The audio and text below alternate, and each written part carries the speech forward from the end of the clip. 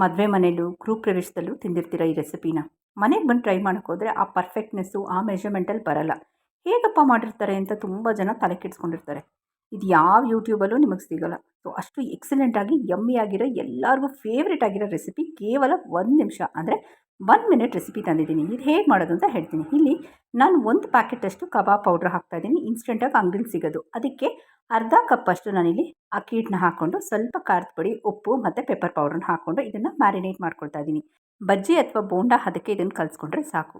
ಎಷ್ಟು ಯಮ್ಮಿಯಾಗಿರುತ್ತೆ. ಫಂಕ್ಷನ್ಸಲ್ಲೆಲ್ಲ ತಿಂತಿರ್ತೀವಿ.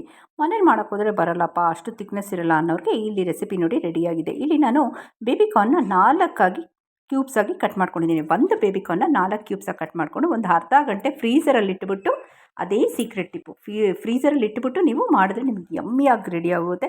ರಸಮ್ ರೈಸ್ಗೆ, ಮೊಸರನ್ನಕ್ಕೆ, ಸಾಂಬಾರ್ ರೈಸ್ಗೆ, ಹಾಗೆ ತಿನ್ನೋಕ್ಕೆ, ಕಾಫಿ ಟೀ ಜೊತೆ ಸೂಪರಾಗಿರುತ್ತೆ. ಇವತ್ತೇ ನಿಮ್ಮ ಮನೇಲೆಲ್ಲ ಟ್ರೈ ಮಾಡಿ ನಿಮ್ಮ ಫೀಡ್ಬ್ಯಾಕ್ ಕೊಡಿ. Thank you for watching. ಹೇಗಿದೆ ನೋಡಿ.